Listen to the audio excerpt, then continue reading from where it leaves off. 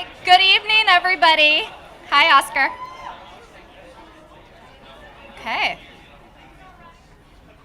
Hi, I'm so excited and so thrilled to welcome those of you to La Plaza. We are excited to be in partnership with them.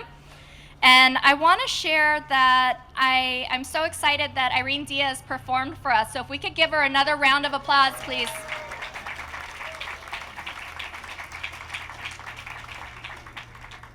There will be a prize for someone that identifies a pattern of who is at the microphone this evening. My name is Sonia Diaz, and I'm the founding executive director of UCLA's Latino Policy.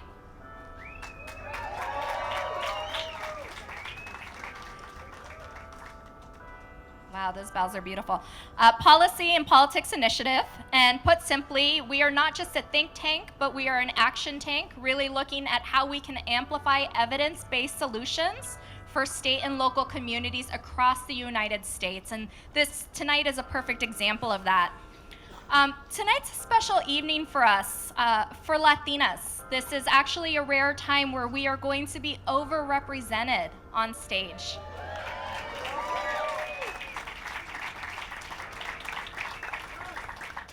It's historic, and it's at a time that we look at what is on the horizon. The 2020 presidential election, the 2020 census, and then this morning's oral arguments and hearing in front of the United States Supreme Court as it relates to DACA.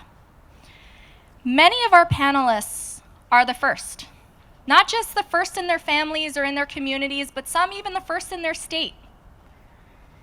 And our job tonight, the call to action, is that they are to not be the lasts and they are not to be the onlys. And Senator Gonzalez reminded me today is National Run for Office Day, and I think that that is a call.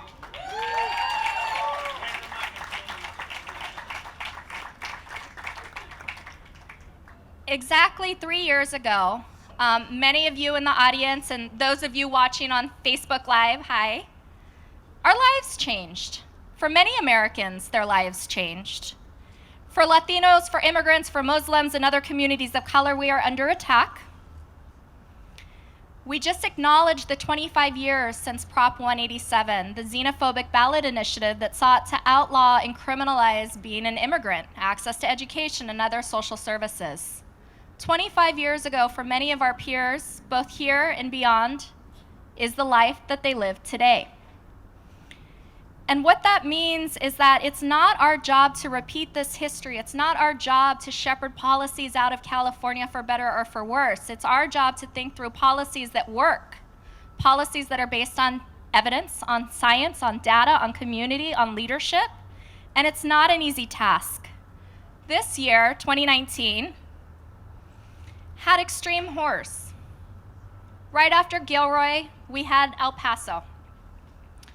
And Gilroy, El Paso, Charleston, South Carolina, and the list goes on, were premeditated attacks on Americans of color, Latinos, Blacks, Muslims, you name it, physical ramifications of hateful and divisive rhetoric. The idea that Mexicans are criminals and rapists is not from 2015, but was repeated on Twitter this morning when referring to DACA recipients as, and I quote, hardened criminals. And so I can go on, we all can, and the list is not short, but that's not why we're here tonight.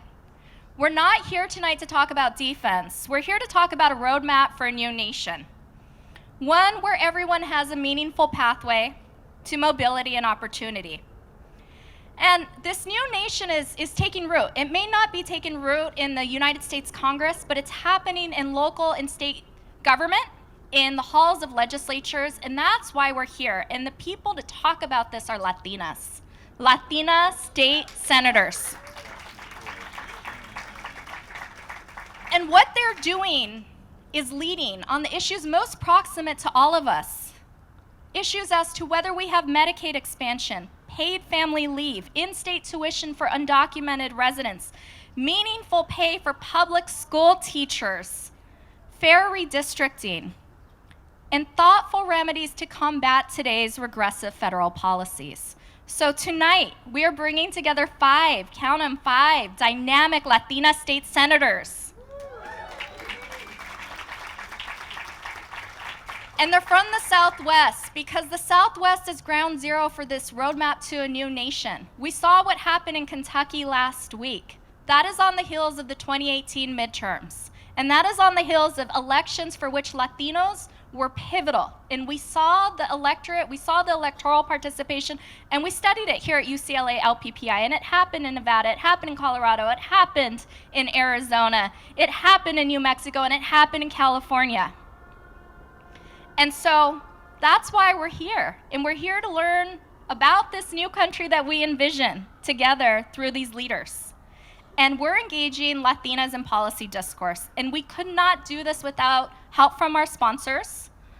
We are a think tank hosted at UCLA, the preeminent public institution in the country. Go Bears.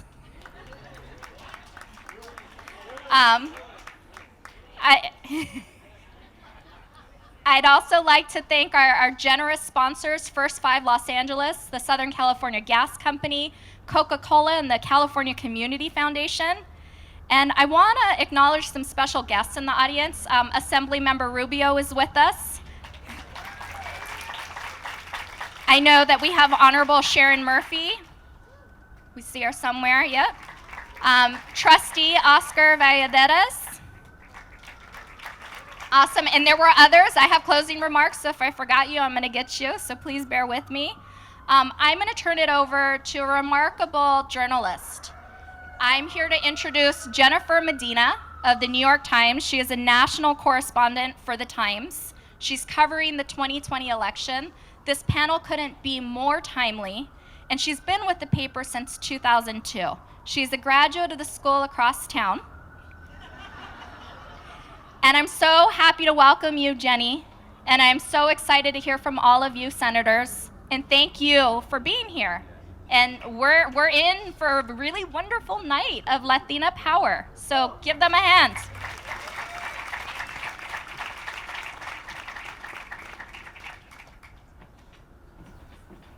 Thank you all so much. It's a beautiful crowd. Do I have a working mic?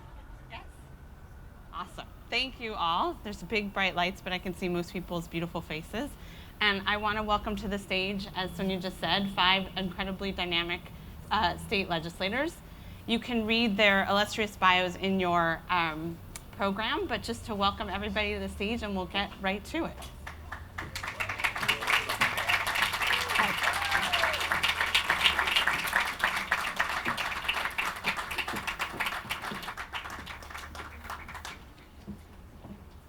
So as everybody is getting settled, I'll read to you. You have a lot of interesting statistics and history in your program, but as we were talking, as we were getting ready, Senator Cancela reminded me, or gave me this interesting statistic, that of the 7,383 state legislators, 166 of them are Latina.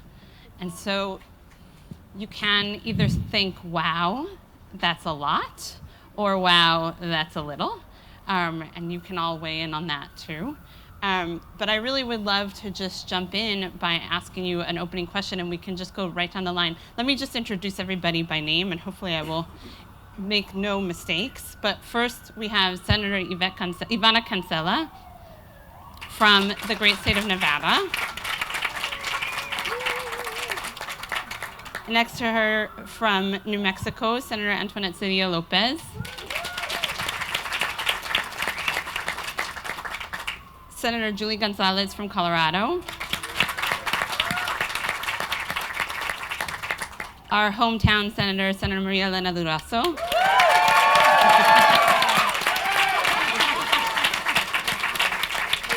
We have a lot of LA pride here. And from Arizona, Senator Rebecca Rios. So Senator Rios, I'll start with you. You all in Arizona are about to mark, I don't know if you want to say celebrate, the 10-year anniversary of Senate Bill 1070. And in California, as Sonia just remarked, we just passed the 25th anniversary of Proposition 187. What I would love to hear from all of you, just to begin with, is how much has changed in those 10 or 25 years? What are things that are happening today, good, bad, or indifferent, that you would not have imagined 10 or 25 years ago? Well, let me just start by saying I don't think Sheriff Joe Arpaio could have imagined what he created in Arizona. In April of next year, we will commemorate the 10th anniversary of Senate Bill 1070, the majority of which the Show Me Your Papers legislation has been debunked by the court. But what has happened out of that measure is truly a miracle. We have a number of young legislators, city council folks that, as a direct result of Senate Bill 1070, started in activism, created nonprofits, and have found themselves in office. We have dreamers in the legislature. So at a time, and I was in the legislature when that passed, at a time that was very dark and very sad for Latinos, to be able to still be there a decade later and see what has blossomed out of there is truly beautiful, and it's just the beginning. Thank you. We'll make our way down the line. I'm not going to make all of you answer every question, but for this, I really would love to hear. And Senator Russell, you've been in politics and in organizing for a long time. What do you think has changed in the last 2 decades, 2 decades and a half, that you wouldn't have imagined? Well, I would say that as a result of Prop 187, it was at a time when organizing on the ground had already started. It had just started, and so it gave it an additional push. Just to connect with Arizona and Phoenix, a woman who was recently elected, a Latina woman who was recently elected to the Phoenix City Council, Betty Guardado, was a hotel housekeeper that became a shop steward that I recruited her to become in LA around the time of Prop 187. So she becomes a housekeeper, union activist here, learns skills, moves with her family to Arizona, runs and gets elected as a city council woman there. So I think those kinds of connections, of on-the-ground organizing, of immigrant women, whether it's the janitors, whether it's the home care workers, whether it's the hotel housekeepers, that became the start of the domestic workers, you name it, and it triggered more women, more immigrant women who don't necessarily see themselves as involved in the political process, like maybe their kids would be involved. They become involved, then their kids become involved, and they're the DACA, they're the dreamers, they're the young generation running for office. So there's a very direct connection between Prop 187, 1070, and today, all the Latina women who are not only getting elected, but ready to get elected into office. Thank you. Senator Gonzalez? You know, I want to tell a little story because for me, I was a grassroots organizer in Colorado, organizing with folks around, with union workers, community members around affordable housing and around immigrant rights. And in January 2006, we actually think of ourselves in Colorado as being the precursor to to the Arizona's Show Your Paper state. And so in 2006, I was organizing, and we decided to throw an immigrant rights protest in the front steps of the Capitol. And it was January. We were so excited because we had 250 people show up at this rally. And just a few months later, in March of 2006, culminating in May Day of 2006, we ended up having 100,000 people, immigrants and their allies, marching on the front steps of the state capitol in Denver, Colorado.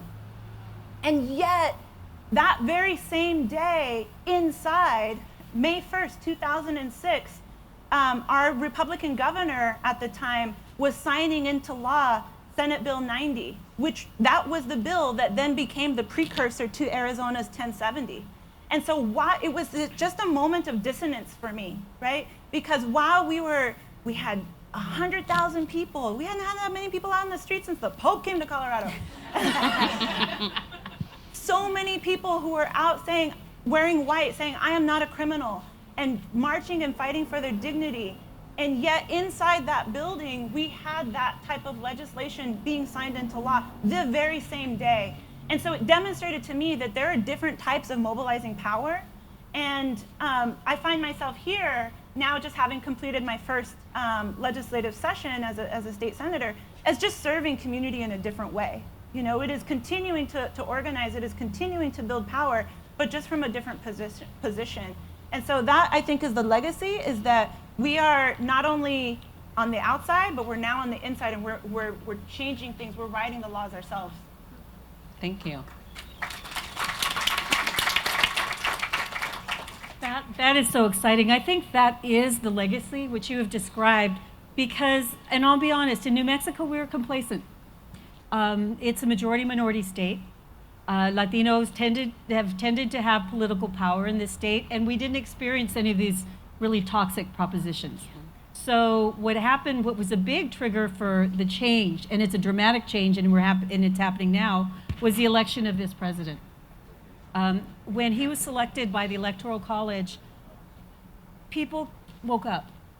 And I'll tell you, this is actually how I woke up and got involved. I was running a domestic violence agency at the time.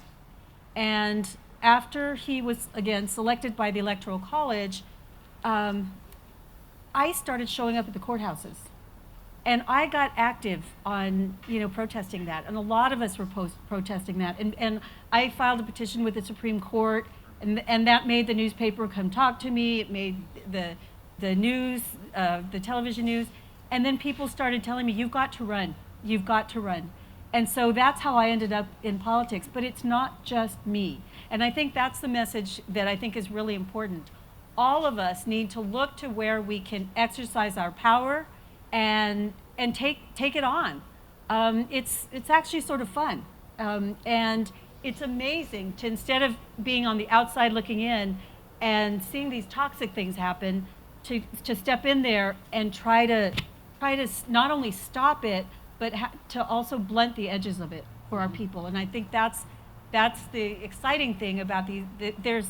There's a fear that causes these legislatures to pass really hurtful legislation, and causes this president to be so toxic.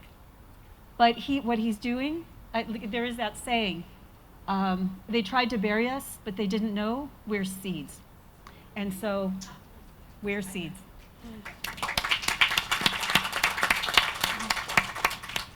There's both a blessing and a curse in going last after being next to such brilliant women.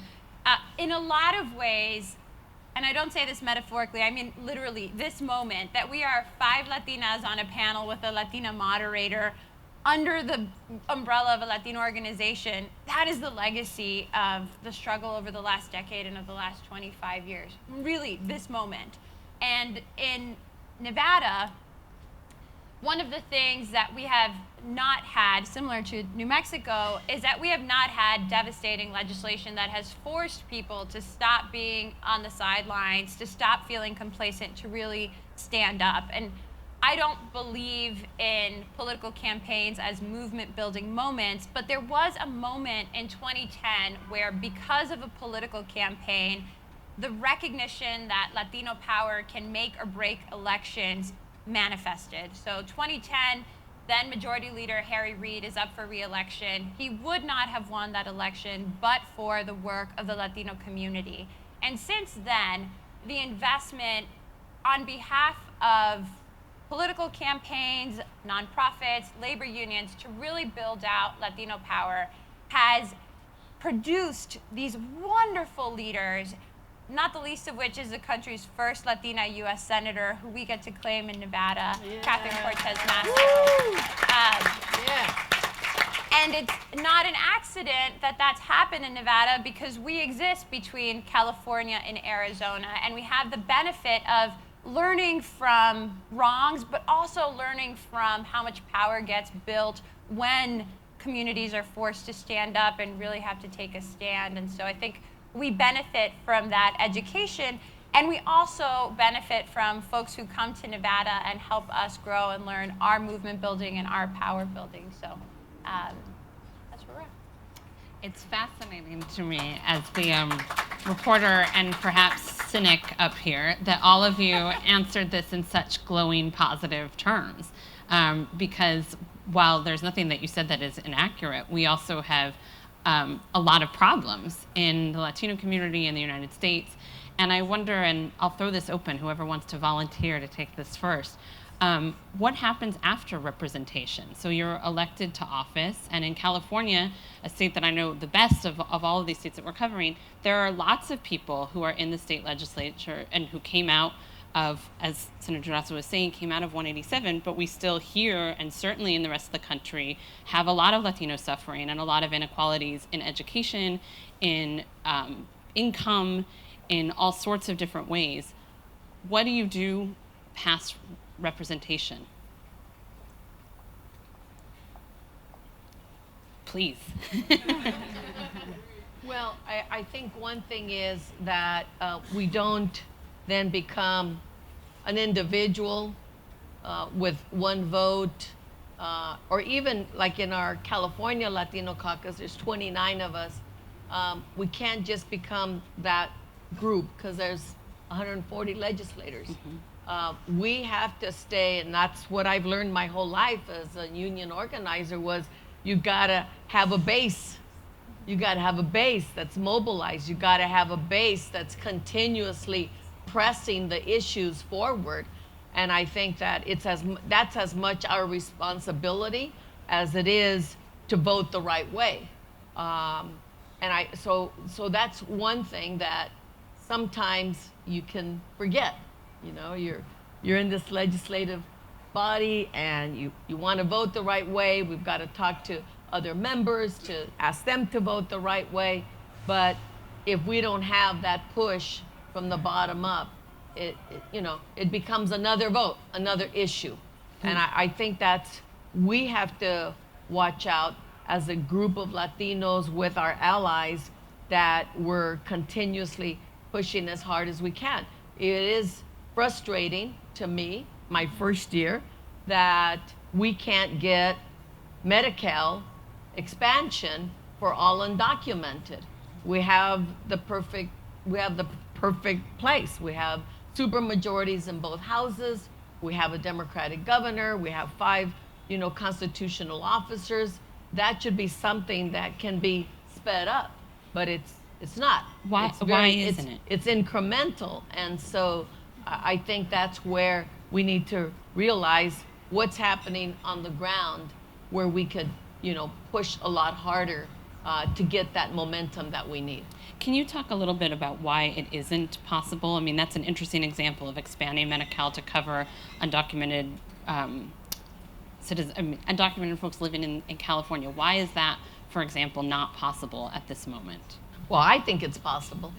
But politically, why didn't it happen? Why didn't it happen in the last legislative session? Because we're not seen as the top priority. There are other issues, and this is history in our state and in our country. When our issues start coming up, then something happens and we get pushed down, and that's just unacceptable. But that's, I think, part of what's going on. We seem to get pushed aside because other issues come up, and I really do think that there's no reason why we couldn't have had that happen. Funding-wise, we could make it work. Funding-wise, you cannot fix healthcare in the state without addressing the 40% of uninsured, which are undocumented. It's part and parcel of a bigger fix that has to happen. So I see others eager to weigh in. So what would you say? I think it's really important that once we're there, that we don't become fearful. You talked about, that we are bold in what we seek and that we take action. Yes, we have to work with our colleagues, but I see people and they get there and it's, I don't know, I want to get to know the place a little bit. And I think we don't have that much time. The example that I have, which is a little bit different, is fracking, I think, is destroying the water in New Mexico. It is just, it is destroying the water in New Mexico. So I introduced a bill, an anti-fracking bill that was I thought it was actually modest. It was a pause on fracking for 4 years. And people, including some Latino colleagues, said, why are you doing that? You know, you're a freshman. This is crazy. You're, you know, and I just feel like it's really important that we're bold, because what I saw after that bill is a lot more attention being paid to the issue. There's this reaction now against identity politics. Like, identity politics has somehow become this dirty word.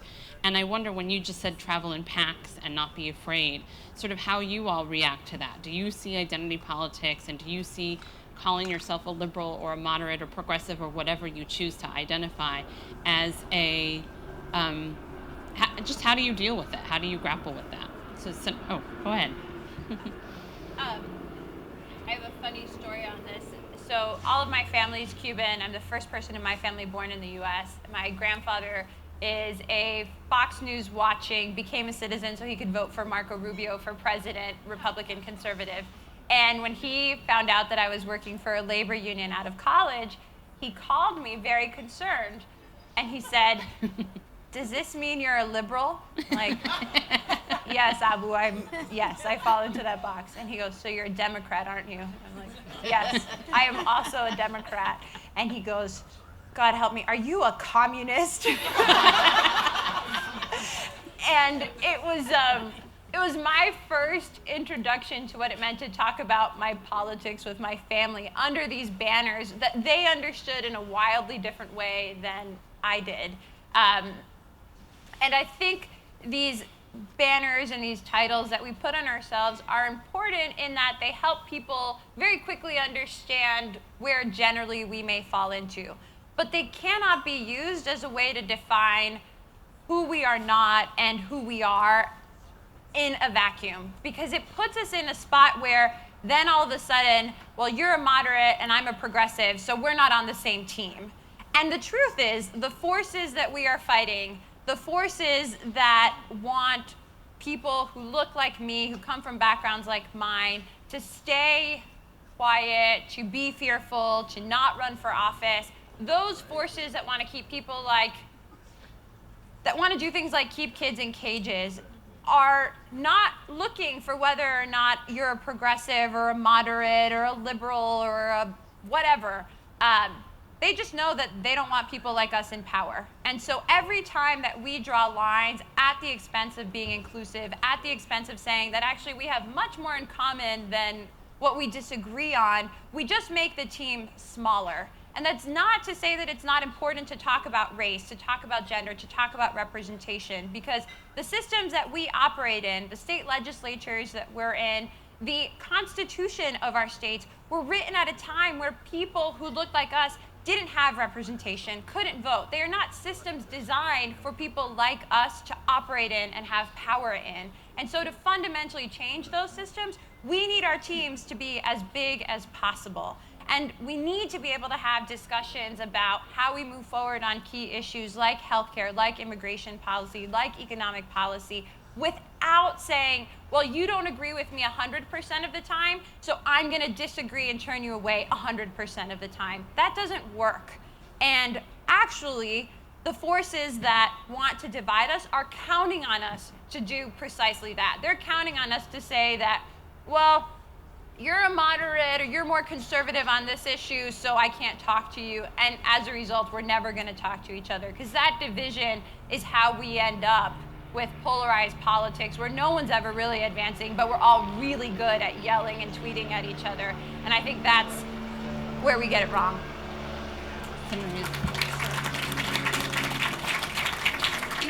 I think it's an interesting dynamic. I think when you're out knocking on doors and you're meeting with constituents, they don't care about the labels. Sitting here with my colleagues, I'm reminded of the fact that Arizona is still under complete Republican control. You all have the luxury of actually being able to walk in with an agenda and pass bills that are important to you. I think we're on the precipice. For the first time, the House of Representatives has 29 Democrats. We haven't had that in the House since the 60s.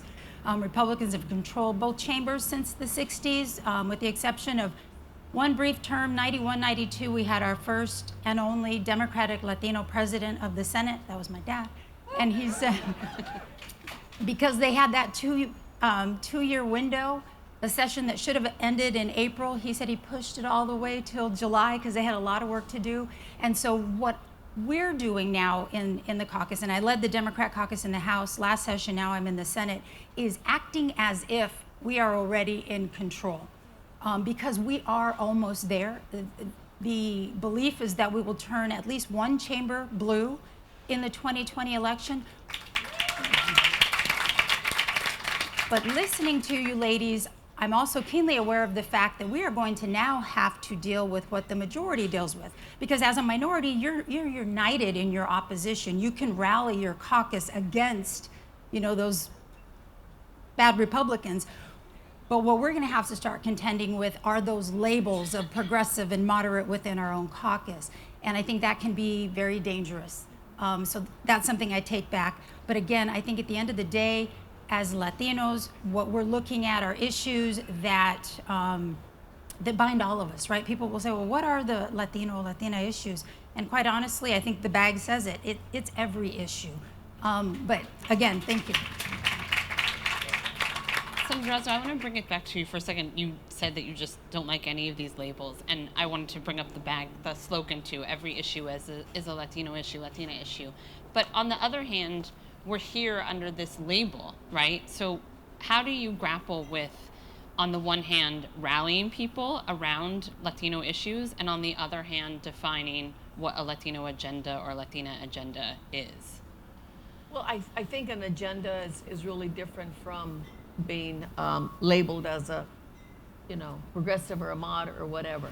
An agenda crosses all those labels. And so I would rather say this member is, taking a strong position on healthcare for all, regardless of status. That's a position to take. That should be part of an agenda. Pesticides being sprayed, in farm worker communities, which are Mexican, Latino communities. Where do you stand on that? So to me, I look at my colleagues as, where do you stand on these issues, and try to debate those issues, whether you're Latino or not. I have an opinion as to what the Latino agenda should be, but maybe not all the Latinos agree with me. But it is about issues. That's what people care about. What about this number of homelessness? What about that we can't have, housing is so inaccessible? What about our black and brown kids, not having equal education, equal opportunity in higher education? What about young girls not being given the opportunity to go into STEM and really, that for them to see that as a potential career for themselves, and that there's still so many hardworking people who are poor and live all bunched up in a small apartment. Those are outrageous things. That should be the Latino agenda. That's what we should all be on the same side of fighting for. And the other labels, give people an excuse. It just gives people an excuse not to stand on those really important issues that our community care about. I went to visit a juvenile center, incarceration center. And with all those young men and women that I had the chance to talk to one-on-one or in small groups, they said something very simple across the board is, what can we do? What should we be doing as legislators? And they said two things. Across the board, they all said the same thing. As young people, have programs for us in school and after school. And second, a good job. A good job. I mean, there's some basics out there that we are not winning, and we have got to do a better job of fighting for. I'd love to hear from any of the others of you. So there's obviously every issue is a Latino issue, Latina issue. But then there's also the reality of you only have so much time and so much capacity in what you're doing. So what are, from any of you, how do you think about, what do you think of as being either your agenda or specifically your Latina agenda? Please. I'll start. And the issue is education. And in Arizona, I think we have held the title for being either dead last or near to dead last in terms of per pupil funding. We don't pay our teachers, and this has been going on for decades. But this is not by chance. And there are many of us that have been saying this for years. This has been a very concentrated effort to take public taxpayer dollars away from a public education system in which the majority of the children are Latino and put it into vouchers for private and parochial schools. Millions of dollars. Arizona was, the experiment for charter schools. We have over 500 charter schools in Arizona. We have laws created by folks that run charter schools, legislators that run charter schools, that are now multimillionaires. I serve with a senator who owns charter schools and is walking away with $13 million. He's resigning. He's done nothing wrong, right? Because they passed these laws. And yet, as Latinos, with the majority of the students being our children, underfunded, underperforming schools, yet that is the institution that we expect to prepare our children to take over for us. So for me, that is the issue in Arizona, K through 12 as well as university funding. And I would venture to say that is probably an issue that is affected by all of our states. Please, go ahead. I look at my agenda pretty broadly. For me, it's justice, equity, and stewardship. And the reason I say that is, as a Latina, I look for justice for our community, and I look for equity in our community. We needed to be treated fairly. And we're not, you can't start here and then have somebody else start here and then think that if you treat them the same, that's fair. So I talk a lot about equity. And then stewardship. I think that something that is very, very obvious to me in New Mexico, but this is global, is our environment and what it means for our children. So I think everything I think about it focuses on those three things. And while, yes, you can look at it through a Latino lens, but you can look at it as a human rights lens, you can look at it through a progressive lens, a liberal lens, a democratic lens, but I also think you can look at it as a Republican lens. We need to think about the future of our children.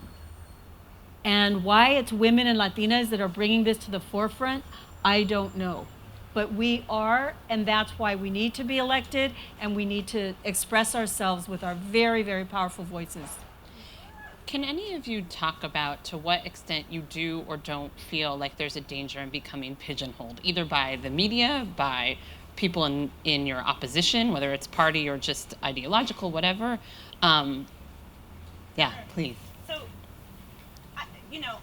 prior to coming to the legislature, I was doing organizing work in community, over a decade of immigrant rights, educational justice, affordable housing, work. And so when I came to the Capitol, I think that it was pretty easy for me to be pigeonholed into wanting to do immigrant justice work, into wanting to do criminal justice reform work. And so I talked to my leadership ahead of time. Luckily, we've also just elected our first Latino Senate president. And so that was exciting. We sat down, and when we were talking about committee assignments, I was like, I will do whatever I need to do in order to be on Judiciary Committee, because that's like my gig. But also, put me on something where I'm going to learn. And so he put me on finance and appropriations committees, because budgets are moral documents, right? And like the way in which we spend or do not spend our money on programs that impact marginalized people within our communities is an expression of our values, right? And so for me, that has been an important place for me to flex. I'm going to be honest. I spent my first year on finance committee being like, "Oh, we're voting," but that's also because it's a lot of times the places where Latinos were not. Right? Latinos were often in health and human services, often going and testifying at criminal justice reform and judiciary committee, right? And I go to finance committee and I'm like, where's my people? And so that was a really hard learning curve for me over the past year, but it's been something that I'm trying proactively to do in order to not be pigeonholed. Please. I think I struggle with the idea of being pigeonholed as being necessarily a bad thing. I can't ever deny that I'm a Latina. It's not like I can turn that off. It's who I am, and it is, in my opinion, my responsibility to show up as authentically as possible in every space that I'm in. And that means standing for the community that elected me to get into office, the majority of which are people of color that care about issues like immigration reform, that care about criminal justice reform, that care about affordable housing. So I have a mandate from them to speak up on those issues. And I have a responsibility to be true to who I am as a person, because I can't change that. But it is really important to step outside and think about how those issues intersect with each other and where there are policy opportunities to advocate that maybe no one else is feeling. So something I've spent a lot of time working on in the legislature is the high cost of prescription drugs. And it becomes a Latino issue when you look at the fact that, and I've done a lot of work on the high cost of diabetes drugs specifically, and when you look at the fact that people of color have a higher rate of diabetes than other communities, and it's especially true within Latino communities. So when you talk about the fact that a vial of insulin can cost up to $1,000 for a person to be able to live, that becomes a Latino issue, because the family that's facing that is a Latino family in my district who has to decide whether or not to keep the lights on or pay for the medicine they need to stay alive. That's wrong. It's fundamentally wrong. And it's become the fight that I've worked really hard on in the legislature. And you also, even if you are pigeonholed or put into these roles, you also end up thrown into positions that maybe you never expected to be in. And we have a responsibility, because we're not expected to be in those positions, to do our best and shine. My first session, I was appointed and I got asked to chair the Natural Resources Committee. My qualifications: I use water, I have a dog, and I hike sometimes, right? That is not the person you want necessarily chairing that committee, but it was my duty, and I spent a ridiculous amount of time learning water law and public land laws and meeting with hunters and trappers, because no one expected me to be successful in that position. So yes, we must thrive in the positions that we are expected and asked to fulfill, but we also got to be twice as good in the positions that no one expected to see a Latina in.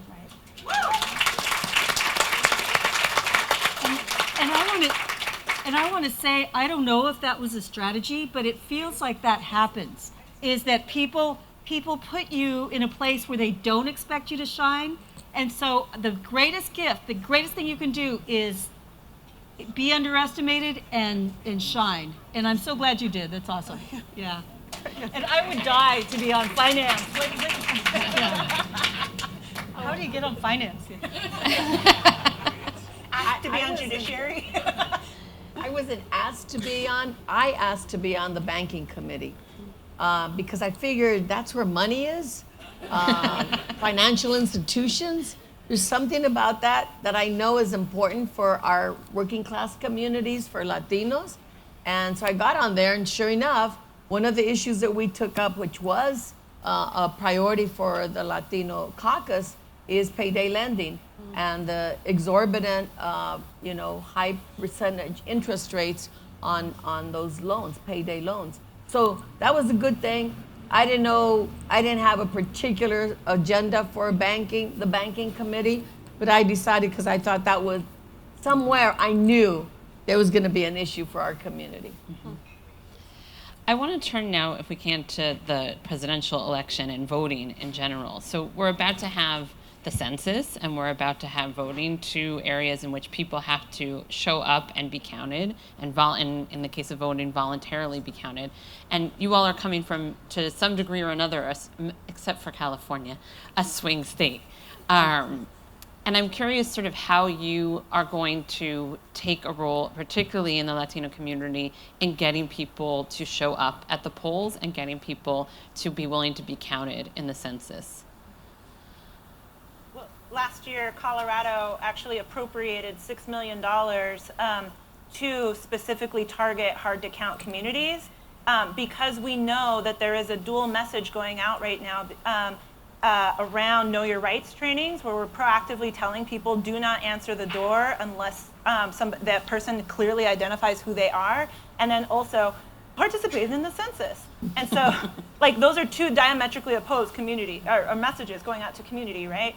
And so we put forward proactively, again, budget's expressions of our values, right? $6 million to target, to go to nonprofit agencies that already have trust and relationship with those marginalized folks. Whereas, so it won't just be like another person that they've never seen before, that it'll be someone who they're like, oh, I know you, you're my cousin's mom. Like, and then be able to make sure that those folks are counted. Yeah. I was just going to say that that's exactly through the nonprofit and the organizing world, and because I don't think the message from the government is really going to resonate because there's so little trust among community in our government. But one thing that I have been doing is showing up, like the Asian Family Center had a census event, and they were doing training for people who are going to go out, the people who are actually going to go out in the community. And I talked about how, look, where you're concentrated, and look, if you actually voted, there hasn't been an Asian American representing this district. Why not? And so I really gave them not a pep talk, but like reality. If you get counted, and then if you vote, you can actually see your voice there. And doing that over and over again, I think is really, really important, because I think there's a real concentrated effort to suppress, well, I shouldn't say I think, to suppress people from being counted. And so every chance I get, I really talk about how important it is. But I also am very aware that they need community to tell them that they're important, and that they should be counted, because saying I'm from the government, I'm here to help, is not helpful. Mm-hmm. Senator Roos, you're coming from the swingiest of the swing states. Right. Got the best one, a place I plan to spend a lot of time with next year. Excellent. How do you think voting will turn out, and how do you convince people to turn out? Arizona is going to be pivotal in the 2020 presidential race, no doubt about it. Trump won Arizona by about 3.5%. There is a massive effort by nonprofits, outside money, to energize our base, to register people to vote, and the Republicans have noticed that. For the last several years, there have been a number of voter suppression bills. Once upon a time, there was a council race, and the Anglo male lost after he thought he had won. And that was because all these nonprofits went door to door and picked up the ballots, and those ballots were counted later, and then the Latina won after everything was counted. So the answer to that for the Republicans the next session was to make, quote, ballot harvesting illegal, that we were harvesting ballots. So it is now illegal for you to take your neighbor's ballot in Arizona. This past session, they attempted to pass legislation that said if you have an early ballot, right now you have an early ballot, you can take it in on election day and drop it off. And they're saying, no. I mean, that needed to go in sooner. And the reason for that was because these ballots are counted after Republicans thought they had won. They thought they won the Secretary of State race. They thought they won our U.S. Senate race. They thought they won the Superintendent of Public Instruction. And lo and behold, all these late ballots that got dropped off at the very end swung those elections. So again, in Arizona, they are fighting tooth and nail to try and hold on to the power that they have.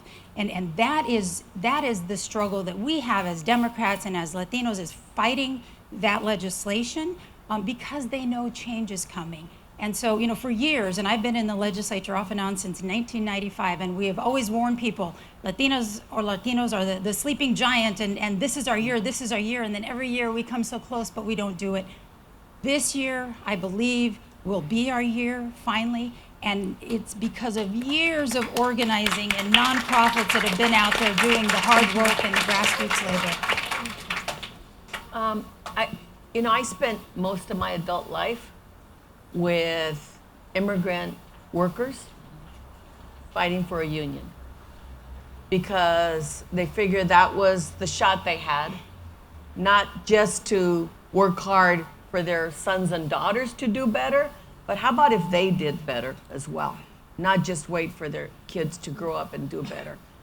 And they have to face, in an organizing campaign in their workplace, they have to deal with fear. They have to be able to confront that fear and move forward with it. When the boss threatens them, the boss fires them, whatever they do, they have to be ready for it.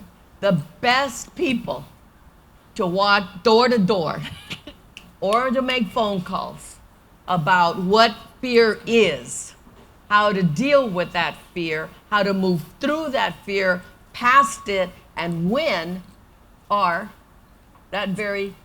our immigrant community. When they get trained and taught through organizations, that's the way to win. And so when we would do the door knocking and the phoning, it would be with those really, really tough, brave. I mean, seriously, aren't the bravest people in this country are immigrants who come from, violence, who come from poverty. They take these dangerous trips, where however they can get here, no language, trying to care for their kids. They are brave. We do not get the most out of our community by coddling them, by babying them. We get the most progress in our community by helping them to stand up, helping them, train them with particular skills, and they just become unstoppable. They're extraordinary men and women. They're common and ordinary people, but they do extraordinary things, as Dolores and Cesar always taught us. So that's my experience. It's easy to go, after going through decades of that kind of work, it's easy to go to neighborhoods and say, that's right, you're going to be counted. You have to be counted. It's your right to be counted. It's your responsibility to be counted. It's unforgivable if you hide and run away, because that's not how we changed California. We did not hide and run away. So I want to pick up on something you just alluded to, which is fear. And obviously we had the El Paso shooting and the Gilroy shooting both this year. And again, I'm really struck by all of you. I know it's your job to be positive and to lift people up, but how sort of sunny you have talked about things tonight. And I wonder, we're going to open it up to questions from the audience very soon. But my last question to you is sort of what's keeping you up at night? What are the things really that you're worried about and preoccupied by right now? President Gonzalez, start with you. Donald Trump's Twitter account keeps me up at night. And it's funny, but it's also an example of what's happening in this country where the President of the United States is using Twitter to decry entire populations of people. That's what keeps me up at night. And it doesn't keep me up at night because I want to win the 2020 election and see a new Democratic president. That's important. I'm going to do everything I can, regardless of who the nominee is, to go do everything I can to get Trump out of the White House. It keeps me up at night because there is now an entire generation of people who think that's normal, who think it's okay to have leaders, President of the United States, saying the kinds of things that we know he said before he became president and doing the kinds of things he does and calling it leadership. And that keeps me up because we now have a whole generation to unteach that to say that this is not what progress looks like. This is not how you make change. This is not how leaders carry themselves.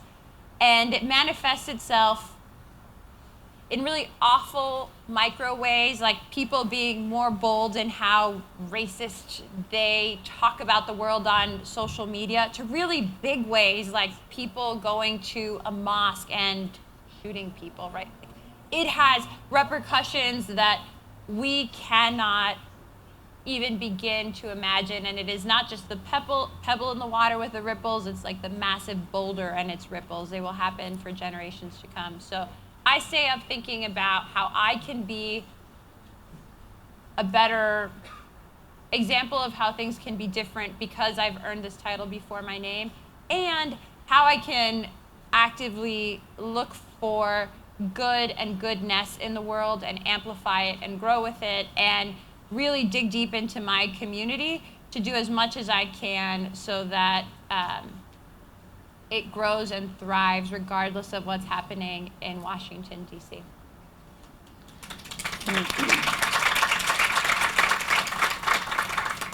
And that's picking up on what you said.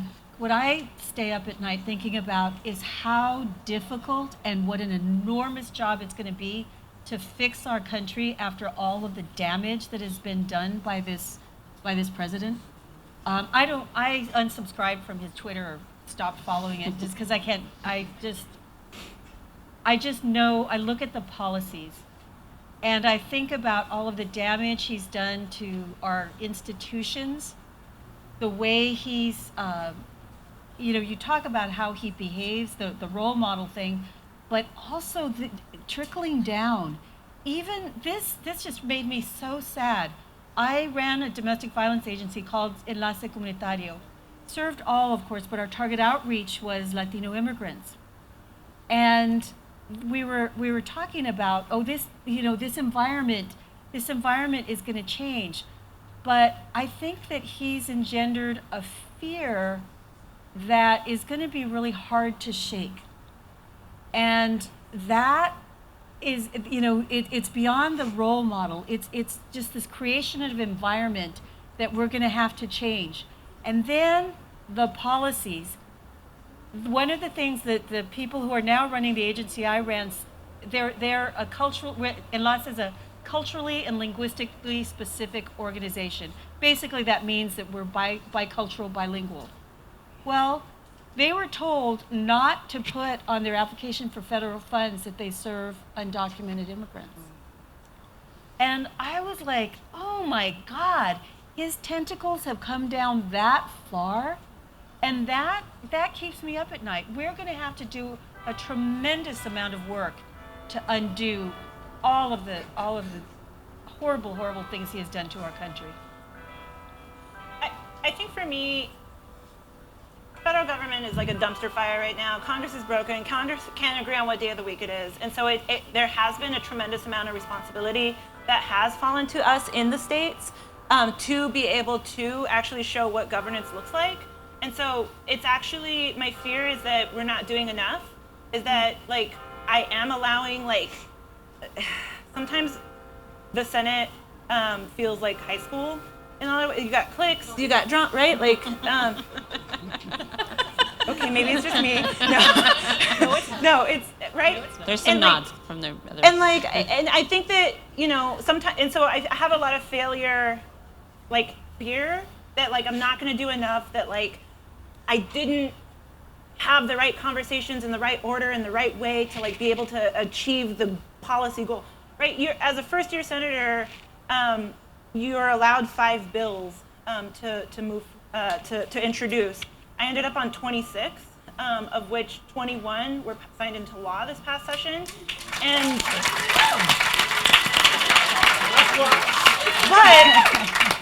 but I'm not 21 bills, it's awesome. I'm pissed about the 5 that didn't get signed. That's what keeps me up at night. And so those are the bills that I'm starting with as I head into this next legislative session to be what can I do differently? And that's the stuff, because it's not about, because it's not, I can't fix what's happening there, but I can do work that will have concrete impact on people's daily lived lives here through this work. So I want to do that well. Thank you.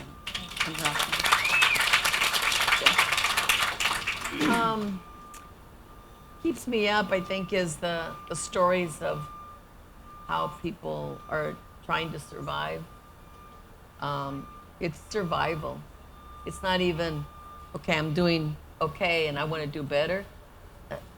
They're just not even surviving. And that's just unacceptable for a country like ours. So how do we take from all that extraordinarily horrible suffering that's taking place in every single day in our neighborhood, walk past people who have to live in the streets, walk past people who are, scared to get sick, or they get sick, and what can they do about it? So those kinds of things are really upsetting, but more so I think what you said is what can we do to empower them to take up, the battle for themselves.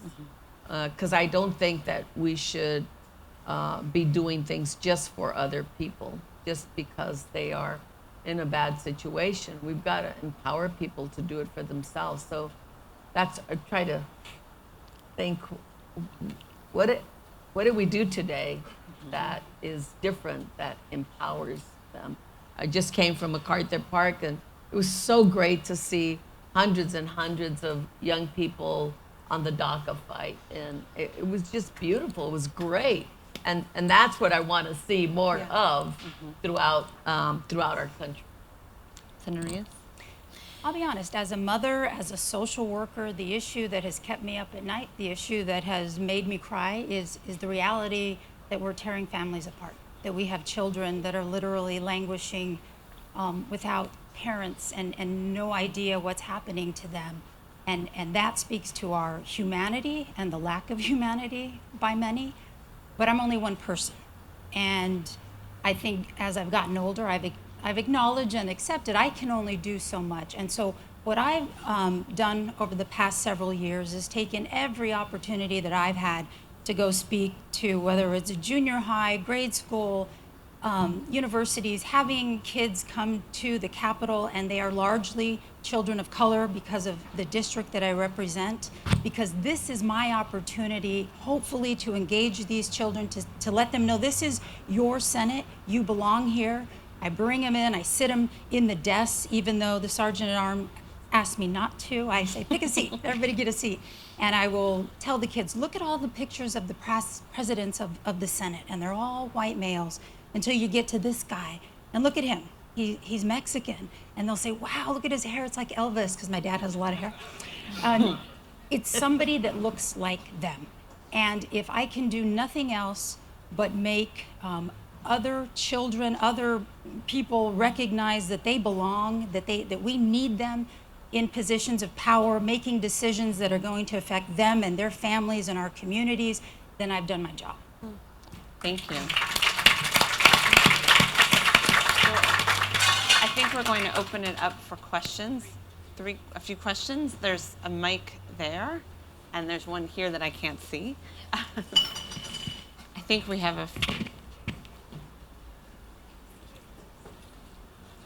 Nobody's that. Are you all going to be shy? Oh no, somebody's coming. Please go ahead. Okay, cool. Hi, my name is Andrea Salamanca. I'm a freshman at Occidental College. And first,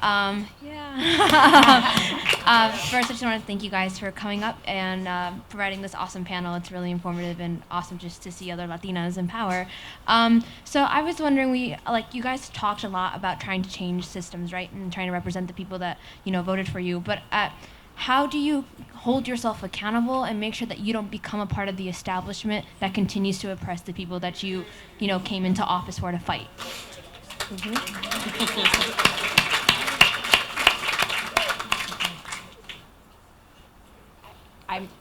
Go ahead. For me, it has been to get out of the Capitol, to spend more time with the folks I was organizing alongside before I got elected, than spending time with lobbyists and my colleagues and the lobbyists. You know what I mean? And it sounds a little flip, but it's actually. I did not expect when I ran for office how many of my friends were actually just situational friends. How many of my friends were friends because we worked together or because we happened to organize together or because, but to find true ride or die friends who will tell me when I'm messing up. And I think that comes from a place of love. And then also reminding myself of the issues that people are navigating by not being so tell me about the issues that you're navigating, but actually being in community with folks, and hearing and shutting up and listening. There's people. I can't see on this side. Go ahead. Okay. Hello, my name is Joseph. I am a student at UCLA. So I'm from the LA Harbor area, and both of my state senator and my state assembly member are both people of color. So I believe that representation matters, but it only matters to a certain extent because both of them receive money from big oil. And I'm pretty sure, as you guys know, that environmental injustice affects largely black and brown people. So I'm here to ask all of you, the policymakers, if you guys support the Green New Deal, and if not, are there any specific campaign contributions that withheld you from supporting the legislation? Thank you. I'll make you guys do a show of hands. Can you raise your hand if you support the Green New Deal? Okay. That Go ahead, Jeff. Good job. Yeah, Does no, that mean good I- jobs and clean environment and all that? Yeah, I think that I mean- the point you made about contributions is really important because if you correlate contributions to votes, it's pretty disgusting. And so I made a commitment that I wasn't going to take any oil and gas money, and then it was no NRA money, and then and so and then you start realizing I don't want to take any corporate money either. And so I think it's important, at least for me, what keeps me accountable is not taking that kind of money and then relying on small contributions. And I know this, to me, I said small contributions of $100, and somebody told me that's a lot of money, and I was like, okay, 100 or less. But I think that corruption, the corruption of money, is something that you have to look out for. And this relates to the prior question too. I think staying accountable means really looking at your values and staying with your values, and not all of a sudden, oh, this isn't so bad, after you've just taken a big contribution from some company. But I feel very strongly about it. Thank you. And by the way, my son went to Occidental and I went to UCLA, so I'm all excited. Hi, good evening, everybody. Thank you for holding this Latina piece. I think we're very underrepresented, and I'd like to ask you guys, as the cannabis market and industry emerges, what is your position on the war on drugs and the racial wealth gap and social injustice that is being compounded as we speak based on who has the first mover advantage? There has been several social equity programs being done here in LA as well. However, it is theoretical as we speak. There is no data, and the industry that's being built off of the communities that have been historically carried the brunt of injustice based on the prohibition of marijuana, especially here in Los Angeles, the epicenter of the war on drugs. It doesn't look like our communities. And so I'm here to ask you, because we don't have any political Latino support because of the can of worms that it is with immigration, with the stigma, but there is a lot of social medicinal benefits. Speaking of diabetes and the way that we eat, social economic, I would like to know if there's anybody on the panel that can offer support.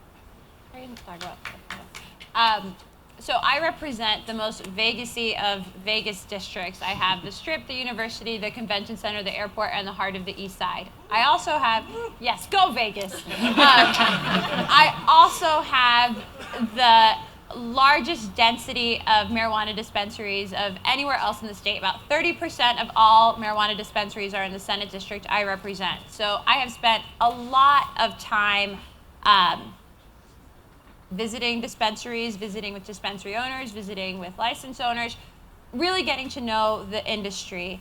And what's been fascinating is that because we legalized recreational marijuana after Colorado, but before California, we have had the benefit of spending a lot of time on the regulation front with folks in Colorado. We've learned a lot from California. And really, because we are a state that operates off of what is an illegal activity in most other cities, we have figured out how to regulate gaming. And so we believe that we're creating the gold standard in how to regulate a cannabis market by creating an independent board modeled off our gaming control board. And I say all that to say that to make the case that we've been very thoughtful in how our industry has come up.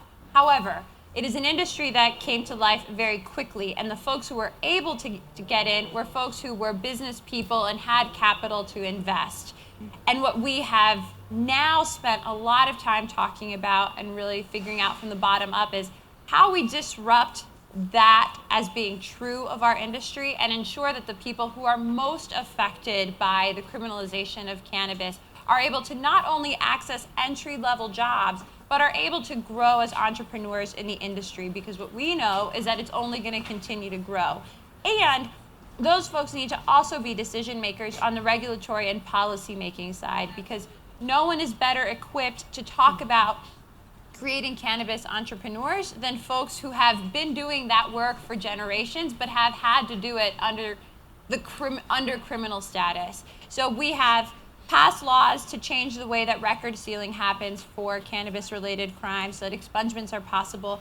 We've invested in social entrepreneurial programs so that we're getting more folks into the industry that look like me and are people of color. And we're now undergoing a process of creating our regulatory board, and there is a mandate that it will reflect the population of our state and not just the population of license holders. So it's not to say that it's perfect by any means, but it is an industry that, and a product that I believe is only a matter of time before there's federal action on and federal legislation on.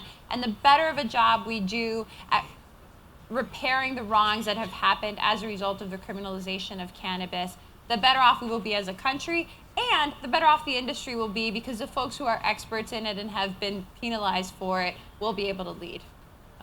Thank you. Yeah. So unfortunately, we only have time for one more question, and I think there's somebody on this side. Is that right? I'm gonna have to call you because we're thinking about legalizing it. Yeah. And I'm So this will be the last question of the night. Hi, my name is Karen Hernandez. I'm originally from the San Fernando Valley. I want to thank you for your leadership and being here tonight. It really does mean a lot to hear from you. My question is kind of a two-part question. The first part is, how are you working in your districts to build community amongst different communities of color? I know tonight you mentioned education as being one of the issues that affects everyone across the board, but sometimes we see this sort of identity politics and also this kind of maybe division amongst different communities working towards similar issues. How can we really bridge those gaps? How are you bridging those gaps? And how are you engaging millennials? How are you engaging youth and developing them into leadership? And then if you can, maybe address a little bit of how are you working on adding your priorities to the budget? Because the budget is where your priorities are reflected as the state, city, wherever you are. So thank you.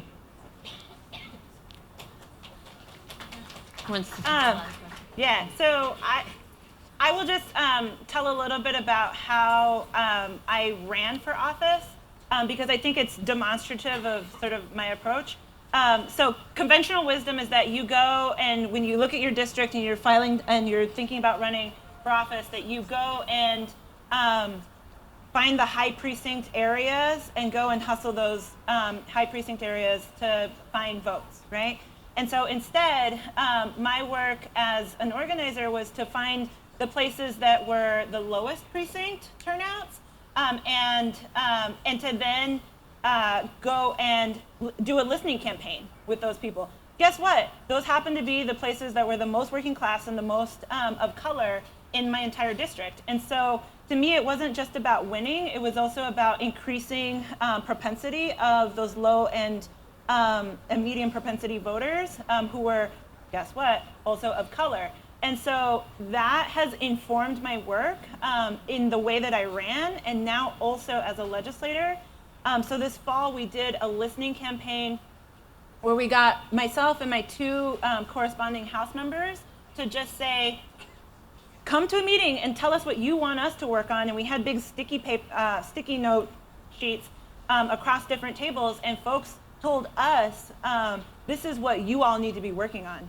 And it was so radically different than pretty much every other town hall that we've ever been a part of, that we're like, we need to do more of this in order to get that input from community, to then be able to have them hold us accountable. We put it up on notes. People were taking pictures of it with their phones and being like, "I'm gonna hold you accountable in May," and I'm like, "What are they?" and that's been the way in which I try to do that. And then to engage millennials, I guess I'm on the Facebooks.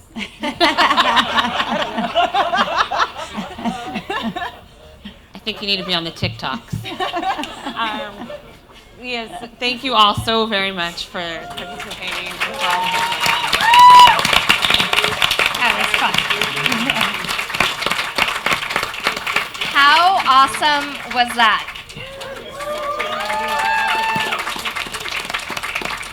So I want to say a special thank you.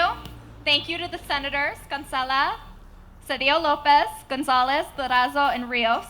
You all are a testament to the ways in which our community can provide not just descriptive representation, but as we heard, substantive representation, and really addressing questions head on, tough questions. Thank you, Jenny, for your partnership, for stewarding this awesome conversation.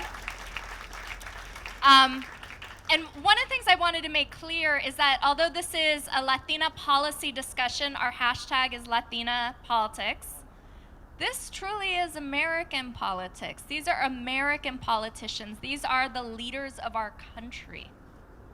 And I truly believe that. And I'm so excited that they're here because when we reimagined this new nation we started talking about, the Southwest is ground zero, and we heard why. I want to thank some folks here, and I also want to introduce our last speaker. So I want to thank the service staff who have made this venue really awesome.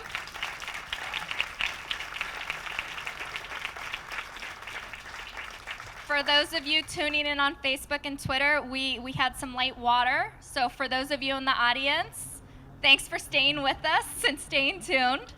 I also want to acknowledge and celebrate everybody that contributes to LPPI, which is the first think tank, multi-issue think tank in the University of California focused on Latino issues. Yeah. We're a baby. We're only 2 years old. This is like our second birthday. So thank you for joining us and coming out here to LA. But I want to thank my students. So if my graduate and undergraduate students could just stand up and wave.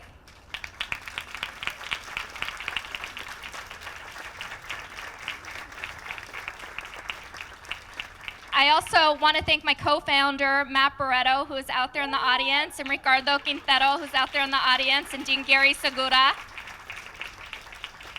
And so to close, there's been a theme. There have been certain people, absent the Q&A, who have had the microphone, which is awesome. We're overrepresented in terms of ideas and talking. We have one more. I want to introduce one of our partners for First Five Los Angeles, who also has a leading role in Governor Gavin Newsom's administration. Yvette Martinez is on the First Five Commission. She's a Latina powerhouse, and she is the Southern California director for the governor, and we are so happy to have her close us out. So Yvette, thank you. I know you all are anxious to leave and mingle a little bit more and get to know our awesome Latina senators. So thank you for bearing with me for a few more minutes. What a pleasure to hear from these incredible women tonight, these amazing Latina senators and leaders.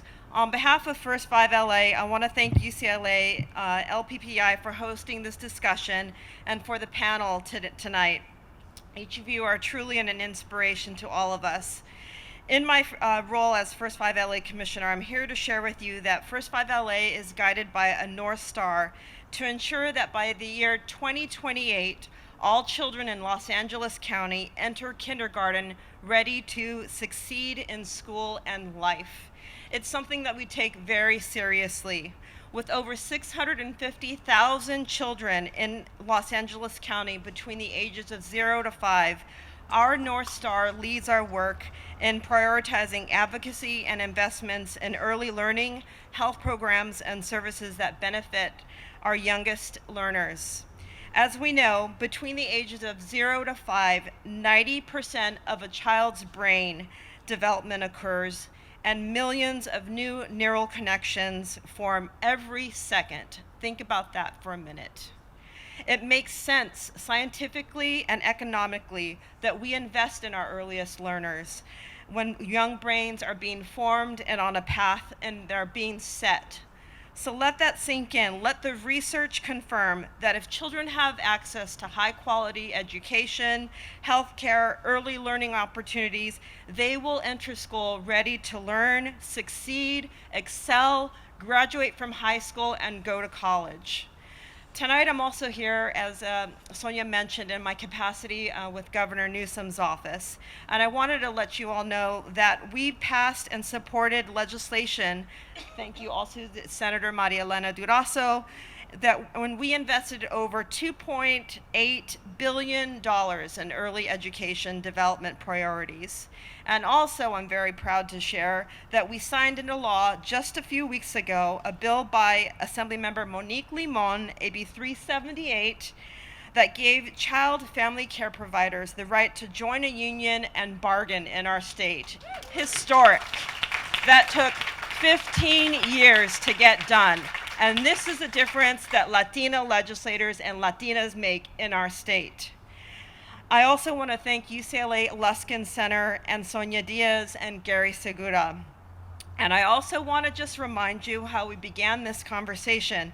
Since it is National Run for Office Day today, I just want to share with you my personal opinion that women are the best and strongest champions for children in our nation, and that is why we need to appoint and elect more women at all levels of government. I know there are some awesome men in this house tonight, and you are great, and thank you, but Latinas, get it done. No one fights harder for children and families than a Latina. Am I right? You will be there in the battle till the end fighting for our children, and that's why we need more of you. So with that, I just want to encourage every young woman here, every woman, no matter where you are in your education, you can serve on a board, you can run for office, you can volunteer on a commission like I do, because we need your voices. There is so much to be done. We heard what everyone is afraid of next year in 2020. If we don't elect more Latinas, if we don't keep our numbers and increase them, we're not going to win these battles. So please, run for office, get yourself appointed to a commission. I can help you. You can come talk to me, and we will get this done. Thank you so much for your attention tonight, and I'm really thankful to Sonia and Gary for putting this on. Let's do this again next year. All right, thank you.